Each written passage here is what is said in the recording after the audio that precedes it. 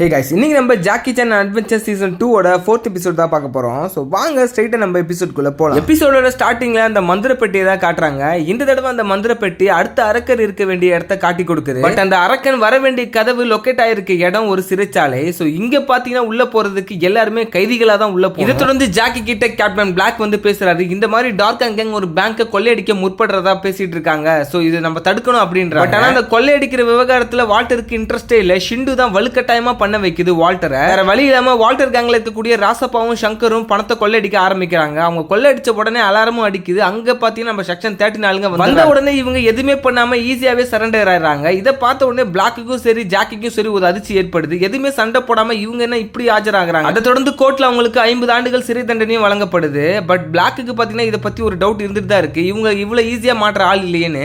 So இதை தவிர்த்து இவங்க சிறைச்சாலையில போய் ஏதாச்சும் பண்ணுவாங்களா சொல்லிட்டு அவங்களை கண்காணிக்கணுன்றதுக்காக ஜாக்கியை ஒரு கைதியா அனுப்பணும்னு நினைக்கிறாரு. ஜாக்கி ஃபர்ஸ்ட் கைதியா போகிறதுக்கு யோசிக்கிறாரு. பட் பிளாக் தன்னோட நண்பன் அவர் சொல்லி கேட்காம இருக்கிறது எப்படி நல்லதாகும் சொல்லிட்டு பாத்தீங்கன்னா அதுக்கு ஒத்துக்கிறாரு. ஸோ அங்க இருக்கிற ஒரு சயின்டிஸ்டோட உதவி மூலமா ஜாக்கியோட ஃபேஸை மாத்தணும்னு நினைக்கிறாங்க. அண்ட் டெக்னாலஜி யூஸ் பண்ணி தற்காலிகமா ஜாக்கிக்கு ஒரு மாற்று முகத்தையும் ஏற்படுத்துறாங்க. அந்த ஃபேஸ் பாக்குறதுக்கு லைட்டா ஃபன்னாவே இருக்கு. அண்ட் ஜாக்கியோட உண்மையான அடையாளம் தெரியாத அளவுக்கு தான் பாத்தீங்கன்னா அந்த ஃபேஸையும் டிசைன் பண்ணியிருக்காரு அந்த சயின்டிஸ்ட். அதை தொடர்ந்து ஜாக்கிக்கு சில இன்ஸ்ட்ரக்ஷனும் தராரு மிஸ்டர் பிளாக். அவர் என்ன சொல்றாருன்னா, இந்த மாதிரி நீங்க உள்ள போயிட்ட பிறகு டார்க் அண்ட் கேங் கிட்ட அவங்களோட கேங் ஆள் மாதிரியே பேசி பழக ஆரம்பி.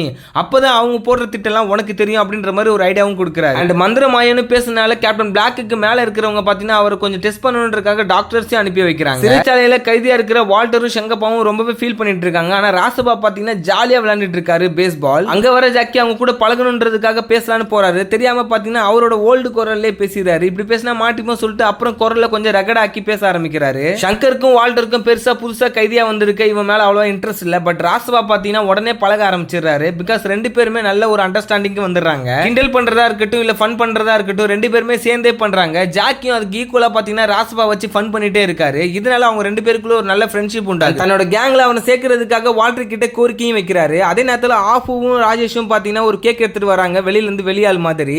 சோ அதுல தான் ஏதோ முக்கியமான பொருள் இருக்கு போல. பட் வால்டர் பாத்தீங்கன்னா அவசரப்பட்டு அந்த கேக்கையே கழிச்சிடுறாரு.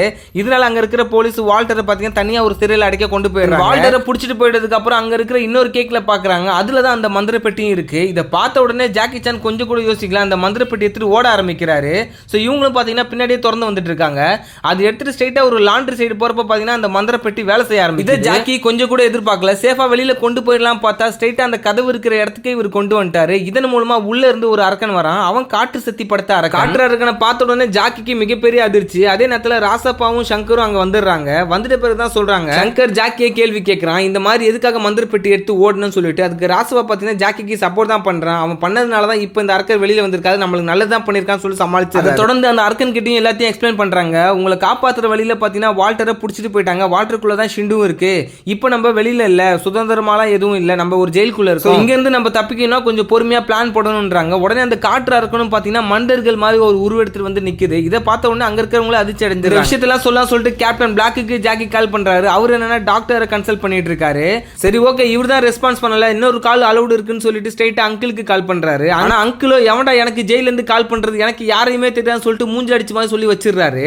அதுக்கப்புறம் பாத்தீங்கன்னா இவருக்கு என்ன பண்றதுனே தெரியல. ஜாக்கிக்கும் டைம் முடிஞ்சிச்சு, அங்க இருந்து கிளம்பிடுறாரு. அப்பதான் ஜூலி வந்து என்ன அங்கிள் டென்ஷனா இருக்கீங்கன்னு சொல்லி கேட்கறப்ப ஜெயில இருந்து எவனோ ஒரு புறம்போக்கு கால் பண்றான்னு சொல்லிட்டு அங்கிள் சொல்றாரு.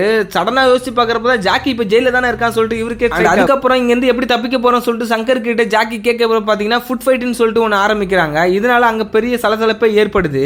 எப்படியாச்சும் இங்க இருந்து தப்பிக்கணும்னு சொல்லிட்டு ஒவ்வொருத்தரும் கிளம்ப ஆரம்பிக்கிறாங்க. இந்த சண்டையில சில கைதிகள் ஜாக்கி மேல விழுந்து பொருள ஆரம்பிச்சிடுறாங்க. இதனால ஜாக்கியோட மாஸ்க் அவுக்கப்படுது.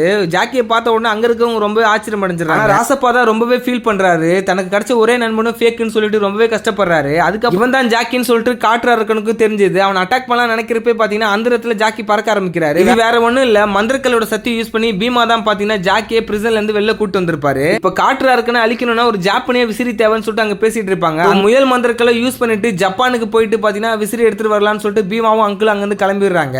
அதே நேரத்தில் வால்டரை விடுவிக்கணும்னு சொல்லிட்டு காற்று அரக்கன் அவரோட சக்தியை பிரிசன்குள்ள யூஸ் பண்ணிட்டு இருக்காரு. பிரிசன்குள்ள இருந்து வெளியில வந்த ஜாக்கியை மறுபடியும் உள்ள விட மாட்டாங்க.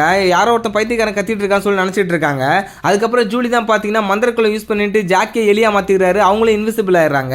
அதுக்கப்புறம் அங்க இருந்து உள்ள போயிடுறாங்க. அண்ட் ஷிண்டு அடைப்பட்டு இருந்த இடத்துல பாத்தீங்கன்னா ஆல்ரெடி ஒரு டனல் இருக்கும். அதை ஓபன் பண்ணிட்டு அங்க இருந்து டார்க் அண்ட் கேங் தப்பிக்கலாம் சொல்லிட்டு கீழே போயிட்டு இருக்காங்க.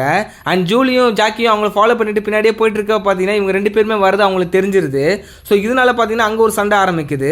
காற்று அரக்கன் ஜாக்கியை பாத்தீங்கன்னா காத்தாலே பந்து ஆடி என்ன பண்ணாலுமே அந்த காற்று அரக்கனை இவங்களால சமாளிக்க முடியவே இல்லை. சூறாவளியே அமைச்சிட்டு இருக்கிறாப்புல. அதே நேரத்தில் நம்ம அங்கிள் பாத்தீங்கன்னா ஜப்பான் வரையும் போயிட்டு அந்த விசிறியும் எடுத்துட்டு ரிட்டர்னும் கிளம்பிடுறாரு. இங்க வந்து பார்த்தா மறுபடியும் ஓவர் புயல் தான் அடிச்சிட்டு இருக்கு. அவனால மந்திரம் கூட சொல்ல முடியும். ஒரு வழியா அந்த கொகைக்குள்ள வந்துட்டு மந்திரம் போடுறதுக்காக பொருட்களை எடுக்கிறாரு அங்கிள். ஆனா ஷிண்டுவோ காற்று அரக்கன் கிட்ட சொல்லிடுது, அவன் மந்திரம் போட ஆரம்பிச்சானா நீங்க மறுபடியும் சிறைக்குள்ளேயே போயிடுவீங்கன்னு சொல்லிட்டு, அதுக்கு நான் விட்டாதானே சொல்லிட்டு அந்த காற்று அரக்கன் பாத்தீங்கன்னா மறுபடியும் ஒரு புயலை கலந்த புயல் காத்துல அவனை அடைக்கிறதுக்கு தேவையான அந்த விசிறியை பறந்து போயிடுது. பீமா தான் கரெக்டான நேரத்தில் முயல் மந்திரங்களை கொடுக்குறாரு. அதை பிடிச்சி அங்கிள் ஸ்பீடா போயிட்டு அந்த விசிறியை மறுபடியும் எடுத்துட்டு வந்துடுறாரு. பீமா பாத்தீங்கன்னா காத்து வராத மாதிரி ரெண்டு பக்கமே அடைச்சிக்கிறான். இதனால அங்க இருக்கிற எல்லாருக்குமே கொஞ்சம் ஃபோர்ஸ் கிடைக்குது, நடக்கவும் முடியுது. அந்த நேரத்தில் பாத்தீங்கன்னா அங்கிளும் மந்திரத்தை சொல்லிடுறாரு. ஜாக்கியோட அந்த விசிறி பாத்தீங்கன்னா வேலை செய்ய ஆரம்பிச்சிடுது.